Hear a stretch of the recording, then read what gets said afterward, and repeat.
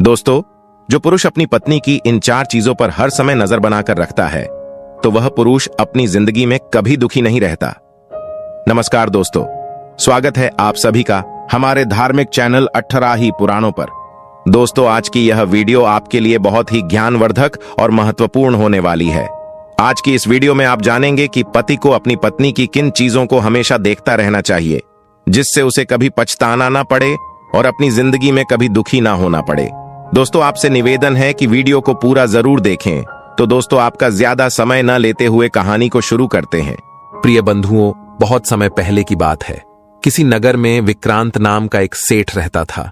सुलोचना नाम की एक उसके बेटी थी जो देखने में इंद्र की अप्सराओं की तरह लगती थी। सुलोचना रूप और यौवन से इतनी संपन्न थी कि इंद्र भी लालायित होने लगे। दर्शकों, एक दिन की बात है। सुलोचना अपनी सहेलियों के साथ देव दर्शन के लिए घर से निकली। चलते चलते जब वह देवी के मठ के निकट पहुंची तो उसे वहां एक वैश्य कुमार ने देखा।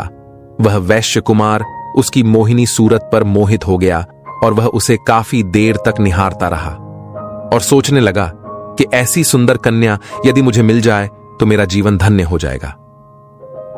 दोस्तों, वैश्य कुमार सुलोचना के प्रेम में पूरी तरह घायल हो चुका था। सुलोचना देवी के दर्शन करके अपने घर वापस लौट आई। उधर वह वैश्य कुमार उसकी यादों में रात भर करवटें बदलता रहा। बार बार उसकी आंखों के सामने सुलोचना की अलौकिक छवि आ जाती थी। जैसे तैसे करके उसने रात बिताई। सवेरा होते ही वह सेठ के बगीचे में जाकर बैठ गया और सोचने लगा, आज जब वह आएगी तो उससे मैं अपने मन की बात कह दूंगा।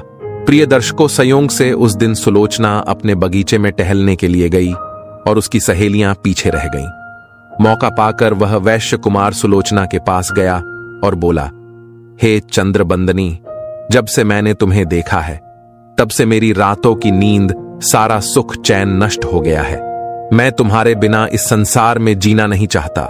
यदि आप चाहती हो कि मैं बेमौत न मरूं तो मेरे प्रेम को स्वीकार कर लो और एक बार मेरे गले लिपट जाओ।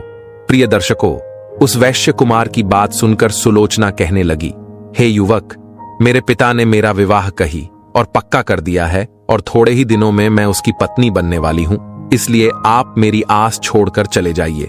यदि मेरे पिता ने जान लिया तो तुम्हें यहां के राजा से कहकर फांसी पर चढ़वा देंगे। प्रिय बंधुओं, कहते हैं कि जिस तरह कौवा रात में नहीं देख सकता और उल्लू दिन में नहीं देख सकता, उसी तरह कामी पुरुष को ना दिन दिखता है और ना ही रात। वह वैश्य कुमार उसे किसी भी हालत में पाना चाहता था। दोस्तों, वैश्य कुमार की अत्यधिक जिद्द देखकर पहले तो सुलोचना ने उसे समझाने का बड़ा प्रयास किया, लेकिन जब वह नहीं माना तो सुलोचना ने उसे एक बात कही कि देखो, मेरा विवाह तय हो चुका है। मैं तुम्हारी स्त्री तो नहीं बन सकती, परंतु हां, मैं तुम्हें एक बात का वचन देती हूं कि मैं तुमसे एक रात के लिए अवश्य मिलूंगी। पहले तुम मेरा विवाह हो जाने दो, मेरा पिता कन्यादान का फल प्राप्त कर ले, उसके बाद मैं तुमसे जरूर मिलूंगी। प्रिय दर्शकों, इतना कहकर सुलोचना अपने घर लौट आई। कुछ दिनों के बाद सुलोचना के पिता ने उसका विवाह कर दिया। वह वैश्य कुमार उस दिन का इंतजार करने लगा और सोचने लगा कि वह कौन सा दिन होगा जब सुलोचना उसके साथ एक रात बिताएगी।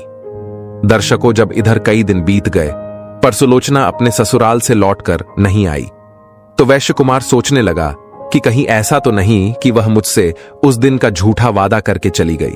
यही सोचकर वह वैश्य कुमार सुलोचना के ससुराल का पता लगाता हुआ उसी के ससुराल में पहुंच गया और वहां पहुंचकर एक भिक्षु का रूप बना लिया और भिक्षा मांगते मांगते सुलोचना के घर के द्वार पर भी जा पहुंचा। उधर जब सुलोचना भिक्षा लेकर आई तो वो उसे देखते ही पहचान गया और बोला, प्रिय, क्या तुमने मुझसे झूठा वादा किया था कि मैं एक दिन तुमसे जरूर मिलूंगी? क्या तुम्हें पता है मैंने इतने दिन कैसे गुजारे हैं? एक एक दिन एक वर्ष के समान व्यतीत हुआ है। भिक्षुक की बात सुनकर सुलोचना कहने लगी, देखो, मैं अब तक तुमसे नहीं मिल सकी, ये मेरी मजबूरी है, लेकिन जब तुम यहां तक आ ही गए हो तो परेशान मत हो। आज रात मैं तुमसे मिलने जरूर आऊंगी। तुम नगर से बाहर तालाब के किनारे बगीचे में मेरा इंतजार करना। दर्शकों, इतनी बात सुनकर उस वैश्य कुमार की खुशी का ठिकाना नहीं रहा और वह यह सोचने लगा कि कैसे भी सूर्य दिन में ही अस्त हो जाए और जैसे तैसे करके उसने दिन व्यतीत किया। जब रात हो गई तो वह उस बगीचे में छुपकर बैठ गया और सुलोचना के आने का इंतजार करने लगा। इधर सुलोचना ने क्या किया कि परिवार के सभी लोगों को भोजन कराया और कुछ भोजन थाली में रखकर अपने पति के पास पहुंची। सारे लोग तो भोजन करके सो चुके थे, लेकिन उसका पति अभी जाग रहा था। उसने अपनी पत्नी सुलोचना से जब आलिंगन करना चाहा, तो सुलोचना ने उसे ऐसा करने से रोक दिया और पलंग में उदास होकर बैठ गई। उदास देखकर उसके पति ने सोचा, जरूर आज किसी ने इससे भला बुरा कह दिया होगा, या हो सकता है मुझसे कोई भूल हो गई हो। दर्शकों, सुलोचना का पति उसे बार बार मनाने का प्रयास कर रहा था और उसके दुखी होने का कारण पूछ रहा था और कहने लगा, प्रिय, काफी दिन से तुम अपने माता और पिता से नहीं मिल पाई हो। कहीं तुम इसलिए तो उदास नहीं हो, या फिर हमारे घर में किसी ने तुम्हारा अपमान कर दिया है? मुझे साफ साफ बताओ, आखिर बात क्या है? मैं तुम्हारी परेशानी दूर करने का प्रयास करूंगा। पत्नी का दुख दूर करना पति का धर्म है। पत्नी किसी बात को लेकर दुखी रहे और पति उस पर ध्यान ना दे तो ऐसे पति को धिक्कार है। माता पिता से अलग होकर, अपने भाई बहन का त्याग कर, अपने मायके के संबंधियों को भुलाकर एक स्त्री सिर्फ अपने पति के आश्रय में रहने के लिए ही आती है, चाहे सास पूछे या ना पूछे, और ससुराल में कोई बात करें या ना करें, परंतु पति को उसका हर हाल पूछना चाहिए। वह किस तरह खुश रहेगी, उसे हर तरह से खुश रखना चाहिए। प्रिय दर्शकों, यदि पुरुष अपनी पत्नी की इन 4 बातों पर नजर बनाए रखे तो उसका जीवन खुशियों से भर जाएगा। पहली बात, वह अपने मां बाप से अलग होकर अकेलापन तो महसूस नहीं कर रही है। दूसरी बात, पूरे घर का काम करते करते कहीं वह थका हुआ तो महसूस नहीं कर रही है, कहीं उस पर काम का बोझ अधिक तो नहीं डाल दिया है और वह आपसे कहने की हिम्मत नहीं जुटा पा रही हो।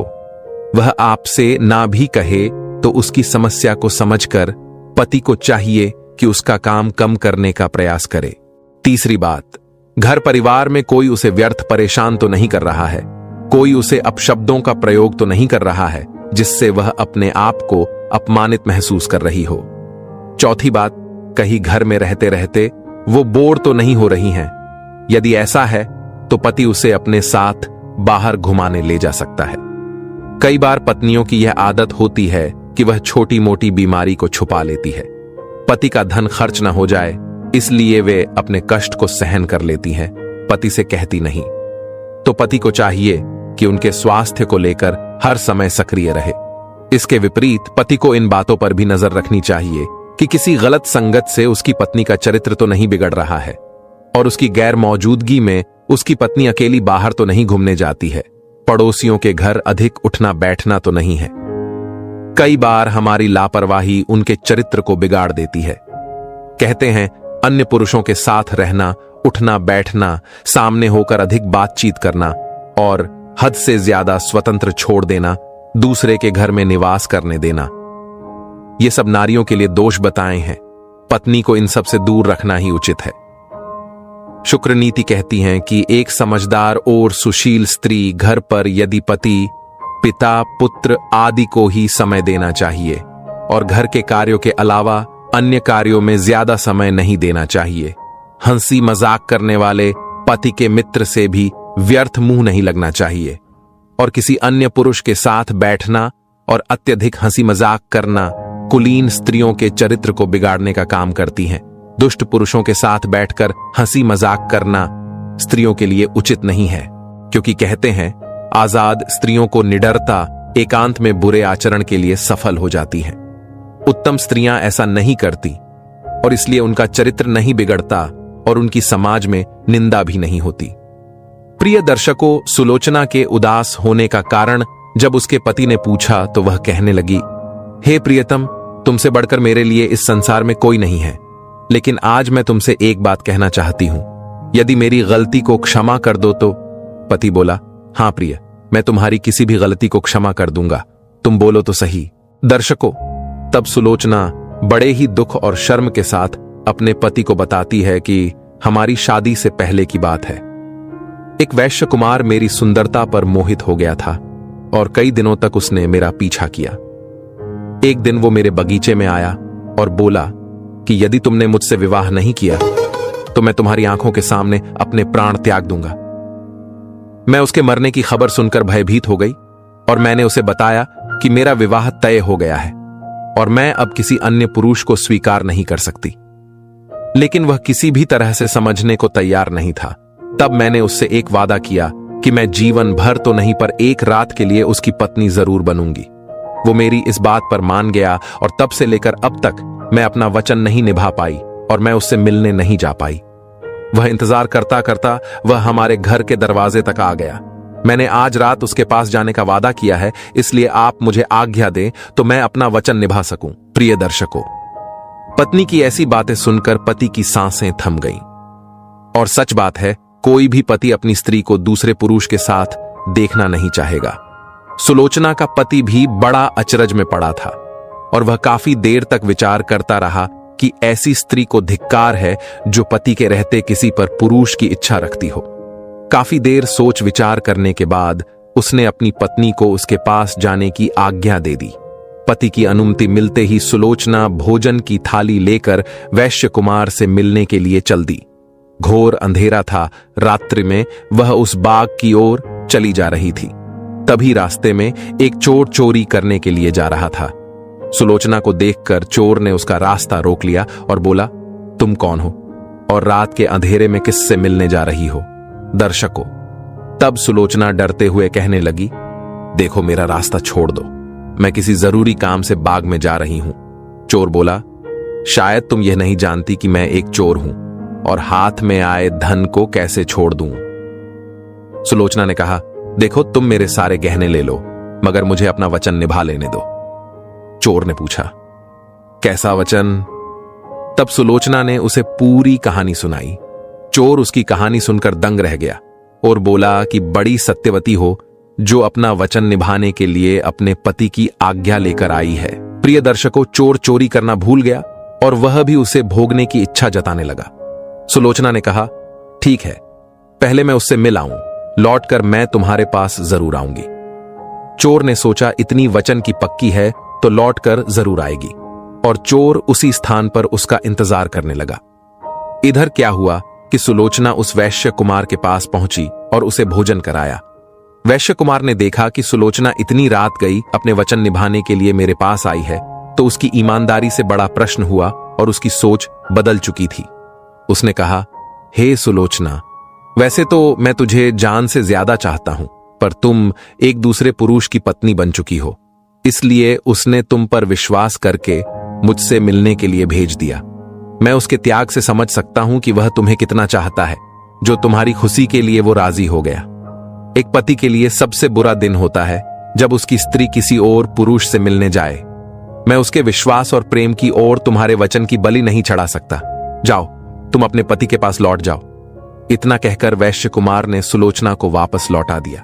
लौटकर सुलोचना उस चोर के पास आई। चोर ने पूछा, कहो जिससे तुम मिलने गई थी उससे मिल आई? तब सुलोचना ने बताया कि मैं उससे मिलने तो गई, पर उसने मेरी सत्यता को देखकर छुआ तक नहीं। वैश्य कुमार ने जितनी बातें कही थीं उसने सब चोर को सुना दी। सुलोचना के मुख से वैश्य कुमार की बातें सुनकर चोर का भी मनोभाव बदल गया और उसने कहा, यदि ऐसी बात है तो जाओ, मैं भी तुम्हें हाथ नहीं लगाऊंगा और तुमसे तुम्हारे गहने भी नहीं लूंगा। प्रिय दर्शकों, चोर उसे कुछ दूर तक छोड़ने आया। सुलोचना अपने पवित्र चरित्र के साथ अपने पति के पास लौट आई। पति ने पूछा तो उसने सारी कहानी सुना दी। पति ने देखा कि सुलोचना जैसे गई थी वैसे ही वापस लौट आई है। उसके हाव भाव, शरीर की रूपरेखा को देखकर पता चलता है कि वह शुद्ध और पवित्र है। तो उसके पति ने उसे पतिव्रता स्त्री मानकर उसका सम्मान किया। दर्शकों, अब सवाल यह है कि इस कहानी में सबसे बड़ा त्याग किसका रहा, उसके पति या वैश्य कुमार का, या फिर उस चोर का? पति का त्याग तो यह था कि उसने अपनी पत्नी की बात मानकर उसे दूसरे पुरुष के पास भेजा। वैश्य कुमार का त्याग यह था कि जाने कितने दिनों से वह सुलोचना से प्रेम कर रहा था और मिलने के लिए छटपटा रहा था। उसके लिए उसने भिक्षु का भेष बनाया और अपने घर को छोड़कर सुलोचना के ससुराल आया और फिर उसे जाने दिया। चोर का त्याग यह था कि जिसका काम है चोरी करना, उसने स्त्री को तो छोड़ा, साथ ही उसके गहने को भी नहीं लूटा। इसका जवाब आप सभी कमेंट बॉक्स में जरूर दीजिएगा। दोस्तों, अगर वीडियो पसंद आई हो तो वीडियो को लाइक जरूर करें। आशा करते हैं यह जानकारी आपको अच्छी लगी हो। अधिक धार्मिक जानकारी के लिए हमारे 18 ही पुरानों चैनल को सब्सक्राइब करें और हमसे जुड़े रहें। आप सभी का धन्यवाद।